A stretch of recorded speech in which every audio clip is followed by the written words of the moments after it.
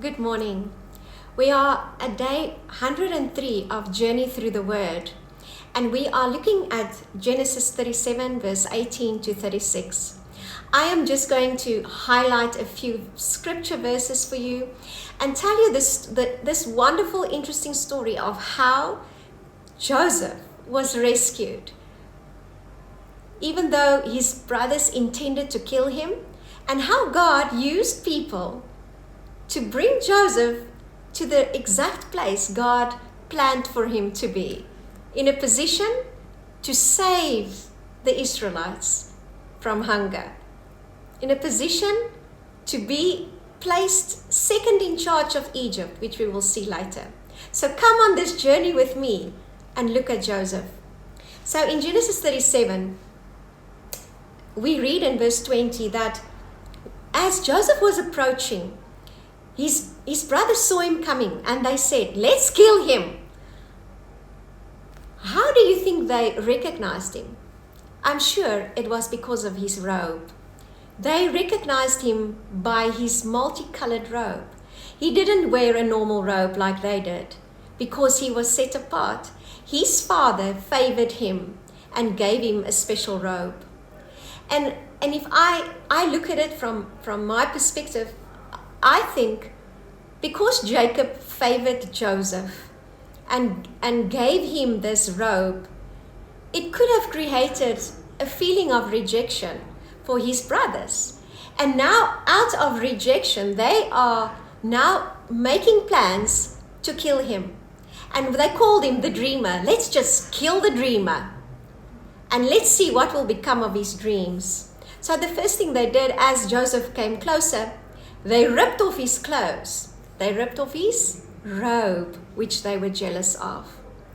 And the one that actually prevented him from being killed was Reuben. Now, Reuben was the eldest son of Jacob. He was Leah's eldest son. And he said, "No, guys, let's not kill him. Let's just put him here in a pit. And he will die in any case." So that's what they did. They ripped off his robe, threw him into the pit. And then there were traders coming past. And I know that God ordained those traders to come past exactly at the right time. As in my life, there's been many instances where I can look back and see, wow, that is God. That was God. My saying is, alles gebeur soos dit moet. And if we are God's children, everything work out exactly the way it should. Because that's a promise in Romans 8 verse 28. So now we see God sending the traders exactly at the right time. And here it's now Judah speaking. And Judah saying, "Guys, let's not leave him here to die. Let's sell him to the traders." And that's exactly what they did. They sold Joseph to the traders for 20 pieces of silver. 20 pieces of silver seem familiar because Jesus was also sold, betrayed for silver. 30 pieces of silver later in Matthew. When I look at this story, I see God working in the background. I see God acting when we don't even know it. This morning, I want to just encourage you that when you look at your life and maybe your circumstances today, and it seems to you that some stuff and things are out of control and not happening the way it should, be assured, just like in Joseph's case, God is working in the background. God is doing the work while you don't even see it. God is orchestrating things, like in Joseph's case. Joseph could have gone to Egypt in other ways. God would have sent him in another way.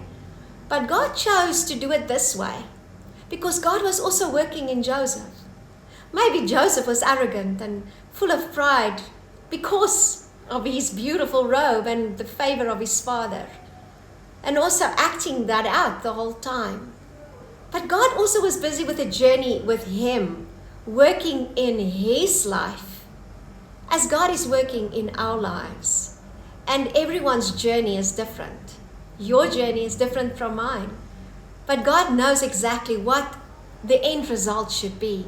Just like in Joseph's case, God knew exactly that he had to set Joseph up to go to Egypt, to become the prime minister, second in charge of Egypt, to rescue the Israelites from hunger later on, as we will see as we continue on this journey. We see that as they arrive in Egypt, now Joseph is sold to Potiphar. And this is the only time in the word that Potiphar is mentioned. He was the captain of the palace guard. And it's so wonderful that it's proof that God even uses slave owners to accomplish his will and purposes in our lives. The Bible is full of people whose stories are interconnected with the great story of God's work in the world. Some of these people are major and some minor characters. Potiphar was one of these people. He may be someone of minor interest and minor importance, but God used him to ultimately fulfill his will in Joseph's life and in the lives of the Israelites, Jacob's children. Be encouraged today that even though Joseph had to go through hard things, his life was preserved, and the calling that God placed on him to be set apart, that robe of multicolors that symbolized his favor and that he was set apart, never departed from him, even though he didn't have the robe. God is working on your behalf. God is acting at the back, working all things for your good, according to his good pleasure. You just trust him. Hold on to him. Hold on to his word. Hold on to his promises, because he will surely fulfill it in your life.